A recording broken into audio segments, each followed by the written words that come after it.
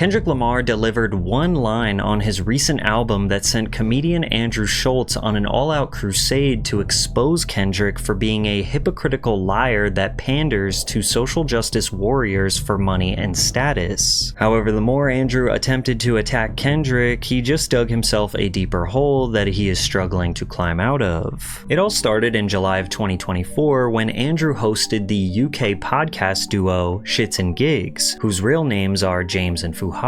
The pair are known to share their unfiltered opinions on sex, friendship, and relationships, and although those were large talking points throughout this pod, Andrew kept obnoxiously forcing race into his questions or topics. Are there black people in the UK that are just black people? I don't know anyone who's ever known a god. Facts. Ever. No idea.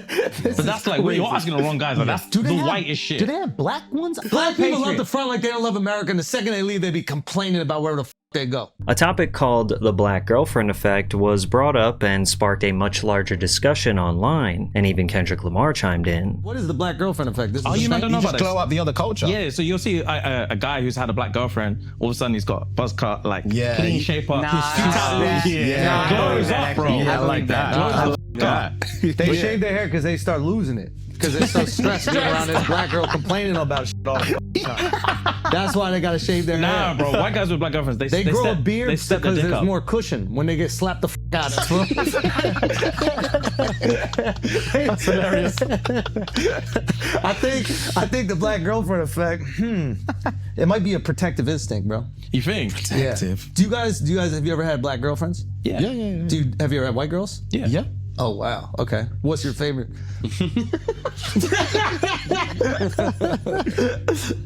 We love them all. Yeah. Oh really? We love them all. Yeah. That means white. Yo, who gets? That means white. Hey, let me get a US translation. Kendrick fans, get him! It's very clear that James and Fuhad's description of the Black Girlfriend Effect was to discuss white guys going through a positive transformation due to them settling down with a black woman. But they didn't make this up out of thin air. There was a trend recently on TikTok where white guys showed their transformations, such as elevating their fashion sense, growing out their facial hair, working out, or investing in self-care in general as a result of dating a black woman. It was a wholesome trend meant to highlight black women inspiring their partners to be better versions of themselves. And in an attempt to be funny, Andrew decided to take the low road of leaning into tired old stereotypes of black women being mean, angry, and physically aggressive towards their partners. Now, Andrew's audience is very much used to him making jokes about other races and ethnicities, whether it be in his stand-up act or on his podcast. Is that yours right there, bro? Latina? Okay. You gotta be careful with her. You on birth control? Maybe, maybe not. Nah, you need certified yes from them, okay? Don't with that pull-out method with Latinas. You come on a Latin girl's stomach, her belly button just opens up and takes that shit in, dog. Like fucking hungry hippos in there, dog. You gotta come on her back. That's why they call them wetbacks. That was a good ad. That's a Mexican right there. Only a Mexican could whistle like a bluebird. You know oil money, and you're in the Middle East? Israeli? Oh. They don't have any oil. That's the one bad investment Jews have made. Therefore, he didn't receive much backlash initially, but James and Fuhad's audience were taken aback by Andrew's persistence to keep the conversation about race. They were also disappointed that James and Fuhad laughed at what they deemed as racist jokes. As an American, this is the most ignorant conversation, hyperfixated on race and keeping people segregated based on stereotypes. That's humorous to these people? So unnecessary. They let this guy run too many black jokes. As a black man from the UK, I'm disappointed, I can't lie. Now, it's important to understand that James and Fuhad are known to be relatively non-controversial. They also have a large female fan base. So to see the two laughing at Andrew, a white guy who's making a joke at the expense of black women, rubbed their audience the wrong way. No one's going after Andrew Schulz because his whole shtick is edgy, offensive comedy. He is trying to be inflammatory. You can't shame a guy who has no shame about what he does in the first place. The fact SNG didn't see this coming a mile off is entirely on them. While James and Fuhad felt the heat from their fans online, they decided to apologize for not checking or reprimanding Andrew for his insensitive jokes. First of all, before we get into like specifics or anything like that, obviously there's just literally no excuse. There is no excuse. Agreed. And fight or flight is a real thing. When you're in those situations, you look at it through a lens of like, bro, if it was me, I promise you I'll stand up, I'll kick them cameras down, I would smack homeboy in the face, I would say this, I'll do that.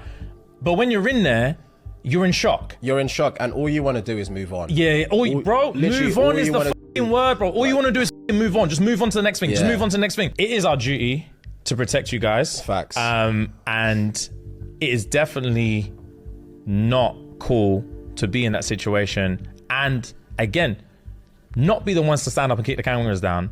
And we f***ed it on that occasion. We did. It's not going to happen again.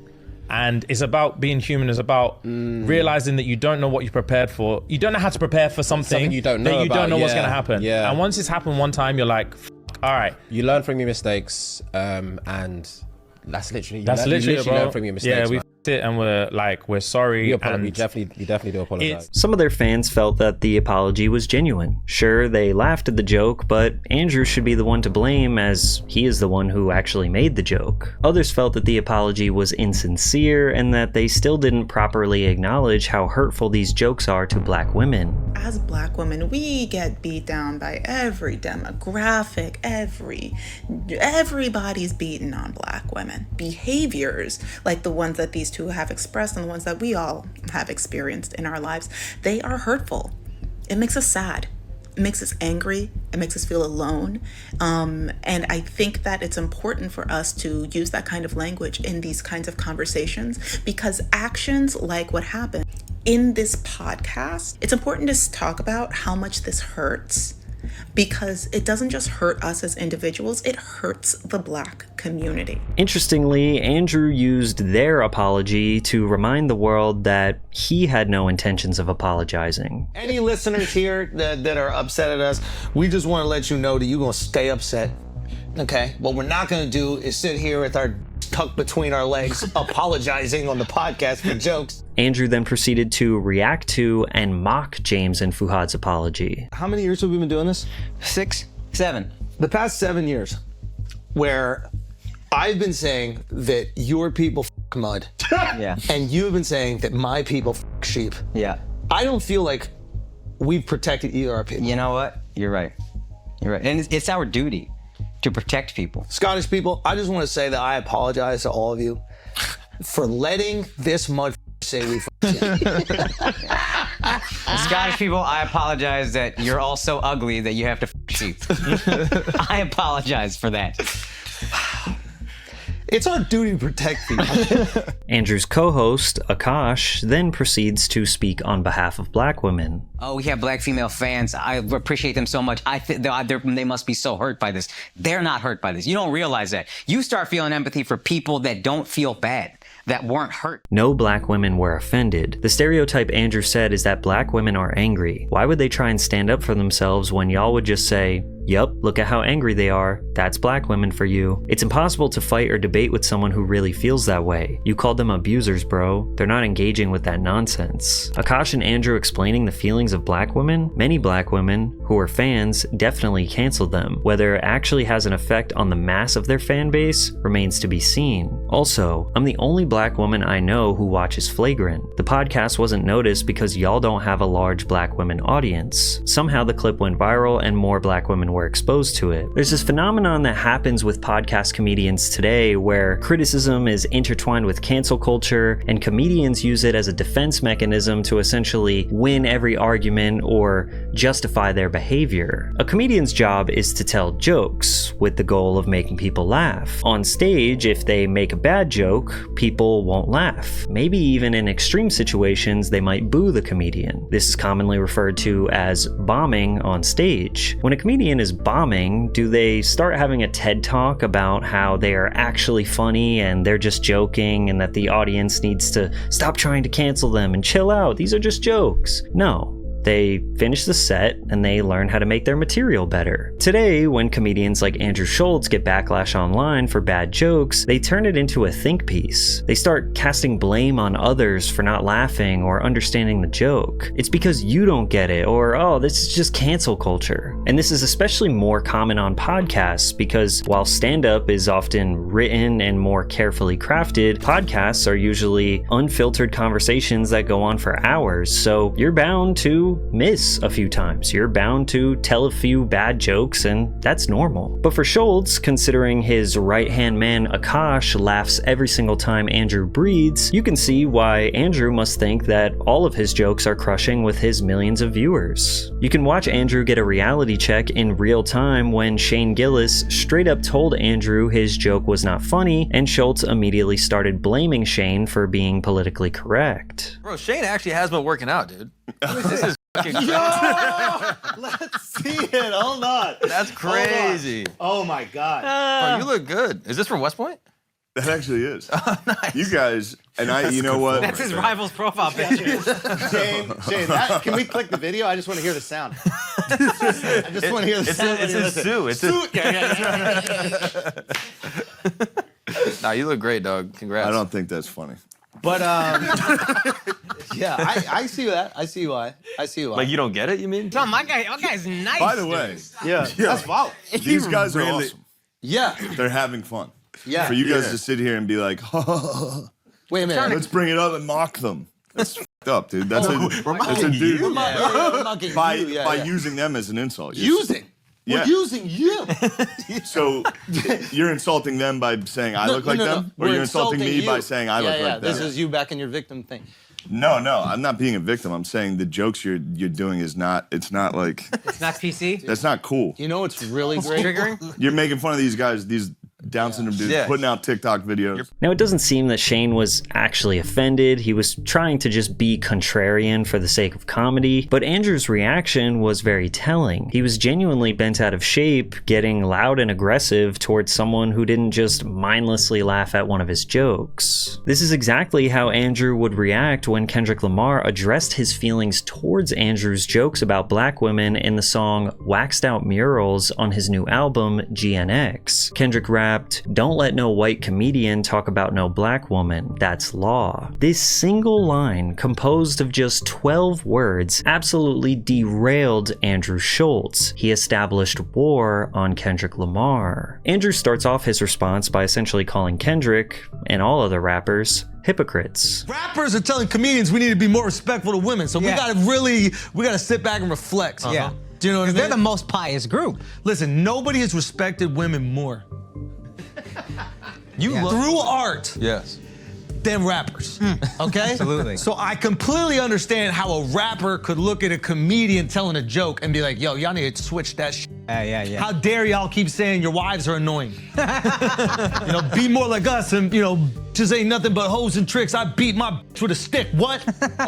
You can lick on the so suck the dick. I beat my bitch with a stick. What? Now, there is no argument against generalizing much of popular rap music as misogynistic. For decades, hip-hop artists have reduced women to nothing more than sex objects, often referring to them as bitches, hoes, and other demeaning words. Now, I'm not saying Kendrick Lamar is completely innocent of perpetuating this behavior in his lyrics. However, he is not necessarily the poster child of disrespecting women in his raps. Kendrick has often called out his own hypocrisy. He has shined a light on how his trauma defines him and keeps him in cycles of perpetuating this behavior. It doesn't justify it, but discussing and self-reflecting can allow him to learn from his past and try to do better in the future. This took a while for me to grasp the concept that all women are bitches, all women are hoes. You get what I'm saying? But when I was 16, 17 years old, that's what I was saying. All of them the same, you know what I'm saying? So it took time for me to realize, damn, my mom's not a bitch. My mom's not a hoe, my little sister is not. So now I gotta distinguish, right from wrong. But Andrew takes it a step further and says that because Kendrick has collaborated with and celebrated rappers who often disrespect women, that makes him just as guilty. Go back to talk about Drake, how he's a deadbeat dad while you do songs with Future. Rapper Future is often referred to as the Toxic King and has droves of lyrics that minimize and disrespect women, such as, "Anytime I got you, girl, you my possession. Even if I hit you once, you part of my collection." Or, "Think I might pull out my D and I pee on her." Kendrick collaborated with Future this year for the first time on a song called Like That. Unsurprisingly, Future's verse is all about having his way with women. So while many people see this as Kendrick being hypocritical, others say that just because he's not perfect doesn't mean he can't try to send a positive message. Kendrick is a rapper.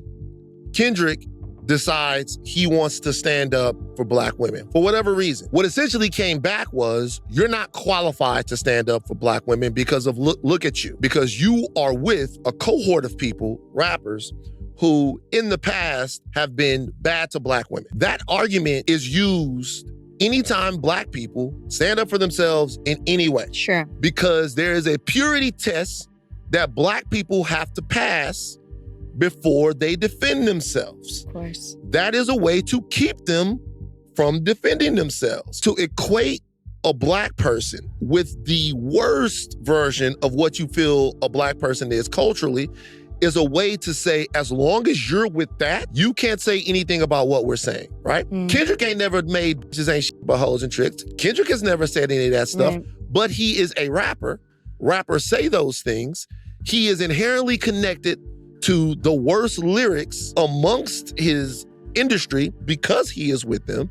So he's not good enough to want to defend black women. That trick bag, whether or not Andrew knows it or not, he knows, has been used decade after decade after decade on black people. Schultz also falsely claimed that Kendrick threatened to remove his music from Spotify in 2018 when a hateful content and conduct policy was enforced that removed R. Kelly, XXXTentacion, and others from Spotify editorial playlists. Are you saying that Kendrick Lamar put it on wax that he is protecting black women from white comedians' jokes, but not the kidnapping, molestation, and of R. Kelly? And actually, in reality, he would take his own music off Spotify to protect R. Kelly? Yeah. Someone who's kidnapped, a sexual molested, predator? Yeah. and black women? Kendrick never threatened to take down his music. It was the head of his label who made the threat, which, as messed up as it sounds, actually has more power over Kendrick's music than he does. His label head, Anthony Top Dog Tiffith, told Billboard, "I don't think it's right for artists to be censored, especially in our culture. How did they just pick those artists out? How come they didn't pick out any others from any other genres or any other different cultures? There are so many other artists that have different things going on,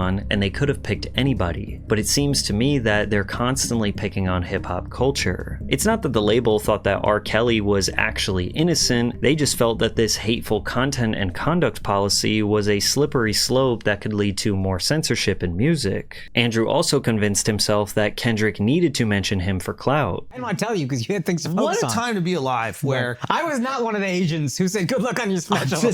I'm just saying. What a time to be alive where rappers got to talk about comedians for clout.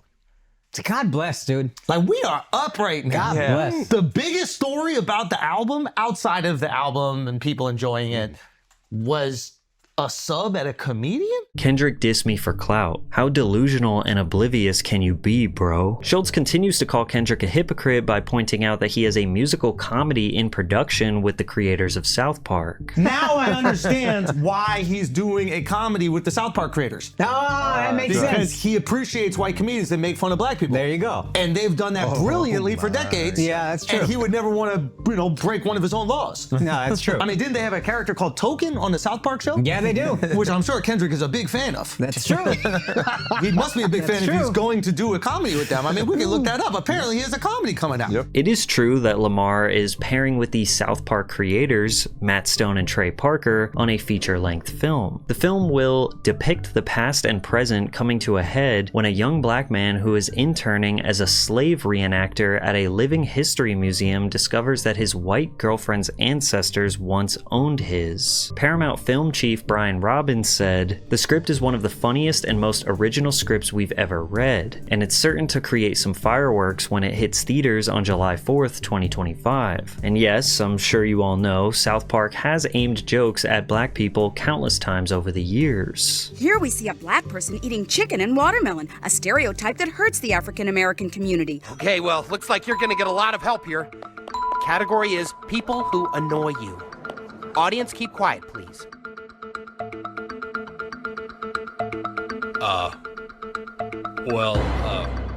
10 seconds, Mr. Marsh. Well, I know it, but I don't think I should say it. Now, in all fairness, South Park has made jokes about literally every race, every religion, every ethnicity, every gender, every disability. They have joked on everyone equally, which is the exact same ethos that Andrew lives by. Well, I will say, as far as that line goes, we're gonna make fun of everybody, and that's just the reality of the matter. Is everyone gets these jokes. That's the ethos of the show. It's the ethos of the comedy that we do. And the second you start, and he just might not be aware of it. I don't know if he's doing it to sell records or if he's doing it because he just thinks it rhymes or it looks good, or he's taking advantage of like a viral moment, knowing that we'll react and knowing the internet will react. But the reality is, the second that you make a group protected, everything else becomes racist. You're either racist to that group or you're racist to everybody else. And when you make fun of everybody, that is the one beautiful thing that allows us to kind of come together and laugh at ourselves and each other. I've been very fortunate to travel the world making fun of people of all different race, religions, cultures to their face, everywhere around the world. That is everywhere. And they've had an incredible sense of humor about it. They're coming out specifically to see that happen. However, things took a strange turn when Schultz started pondering the idea of him and Kendrick in a one-on-one fight. You want to squabble up with Kenny? No. I mean, here's the thing. This is the thing that is kind of funny about it, is like, first of all, Kendrick's people and the gang affiliate, everybody, his security, they will kill me. They will destroy me. They'll find me in the street. They'll f***ing cut me up. They'll shoot me. They'll do whatever. I'm not a tough guy. Y'all would do. But just Kendrick, I would make love to him. There's nothing he could do about it. Just Kendrick Lamar, I would make love to him, and the only thing that he could do is decide if it's consensual or not. That's the only thing he could do. If it's me and Kendrick, this is about physics. It's about physics. I don't even know if I'll get hard. But if we're in a cell, there's a chance that if we're in a cell and we're bored and we done tattooing each other, whatever you do in the cell, and we ran out of board games and we did all the other things, we cleaned everything, and I'm like, man, I might as well you. There's nothing he could physically do to stop that besides put his legs in the air and choose a position. Maybe Mark, I'll let him choose a position. Why are you pulling this picture up, Mark? Why are you doing this? Put up that picture of him and Travis Kelce's girl. Look at that shit. Oh my God, dude, that's unbelievable. Yo, I'll be honest, I would go so far as to say, I don't think he could stop most people on the planet from having sex with him. Like, the only reason he got security is to stop people from having sex with him whenever he wants. Up until this point, Andrew could be seen as rightfully defending himself and making somewhat decent points. However, making a joke that he could and would assault an R-word Kendrick was potentially crossing a line. Meek Mill thought so. He tweeted, "White men saying they'll R-word black men openly is extreme, and then say it's just a joke. Black manhood is not a joke. I seen the same guy saying I was gay on his stand-up. My white friends like, it's a joke. We don't joke like that in the black community at all." O'Shea Jackson Jr., Ice Cube's son, simply called him a weirdo for his jokes in a tweet that has 6.3 million views. Andrew replied with "Google No Vaseline" by Ice Cube, basically insinuating that O'Shea's own father has made a song about R-word. The ironic part is that if Schultz Googled what No Vaseline was about, he would have learned that it was a diss track towards his former group, NWA, and their manager, Jerry Heller, who had them locked in a horrible business contract. O'Shea replied, "A metaphor about getting effed business-wise by your manager. It's not the same, homie. He ain't call you a bitch. He ain't say F you, didn't even say your name. And your response was buck-breaking. Shit was just crazy." However, others stepped up to defend Schultz. "LOL, y'all mad at Andrew Schultz but push this tough-ass, no-rules hip-hop culture. Dudes talk about murder, pimping, sex trafficking, smacking hoes, drill shit, etc. and clutch your pearls at a joke. And yes, a joke from the Patrice O'Neal, Bernie Mac, Richard Pryor, Bill Burr type of comedy eras. The Culture calls Drake not like us and drags him for days because he dared to take legal action against his predominantly white label for allegedly using payola to sabotage his career and contract negotiations. The Culture then turns around and calls for the cancellation of a white comedian who made a joke and pointed out Kendrick's hypocrisy. Despite the internet raining down on Andrew, he refused to back down or apologize. He believed he was right, and he suggested the reason why he kept the beef alive was because he was receiving death threats from internet trolls. Death threats to them, death threats to me. And I was getting death. Of course, death threats to me. Death threats to me, death threats to my family, telling they're gonna kill my daughter, posting on my daughter's We picture. still haven't posted an ep. We haven't talked, I don't talk about it for 2 weeks, right? I go, okay, you saying death threats to all of us? You gonna talk shit about my daughter? Okay, it's up. I'm a your man. Right? Because if we saying anything, it's like, let's have some fun. It's still fun. Your man. It's still funny. Right? Consensual love. No, but then we're gonna do the molding of his butt. I'm hanging it on the wall. Schultz tripled down on his comments during a podcast with Charlemagne the God, where Andrew repeated all his same arguments, how Kendrick is a rapper, and rappers promote misogyny, and how he couldn't fight him one-on-one, and how he is a hypocrite for collaborating with the South Park creators. So the guys that created South Park are two white guys, and they've made jokes about black women. Well, they make jokes about everybody. Oh my God! Hold on. What did you say? Now, they do have a character. What did you say? What's the character, the black character? Token. And they do make jokes, like they did earlier this year, they did do the episode about Lizzo. They do make jokes about everybody. Though. Everybody gets it on South Park. And see, that's Do you what's know who you're talking to? Now, I don't really know what's going on. Well, if I don't know. Everybody gets these jokes. Okay, that I know. Everybody. Mustard gets it. Mayo gets it. Okay? Duck sauce gets it. Okay? Curry gets it. Curry gets it. Oh, you talking about the season? Yeah. I didn't know you were talking about staff one. Indians? So, I'm talking about Indians. That's Indians. We're doing it for each group of people. Everybody get these jokes. That's the rule. Taylor, what's the line? But Kendrick got specific laws. says never Kendrick got to let- protect women from comedians as long as he's got an album coming out. I'm just looking for. Listen, Kendrick's got to stand up for you ladies. The last verse. As long as he could profit from it. He got to stand up for you ladies. Andrew even tried to take it as far as suggesting that he didn't know the angry black woman stereotype existed. And I could see what people say you might have been reinforcing the stereotype of Yes, black women. black women being angry. Yes. But the jokes First was of the all, black men. I didn't even know that was a stereotype. Black men. Andrew. I just thought you were angry. I didn't know it was like a Yo. whole black woman thing. I just thought it was a you to me thing. Fans were disappointed with Charlemagne pretending that he has no idea what's going on when he has been a large voice in hip-hop commentary for the past 15 years, and he has co-hosted the Brilliant Idiots podcast alongside Schultz for the past 5 years. Additionally, he pressed Post Malone in 2015 for not doing enough for Black Lives Matter. What are you doing for the Black Lives Matter movement? What? I don't know. Is that a serious question? Yes. Okay, I'm sorry.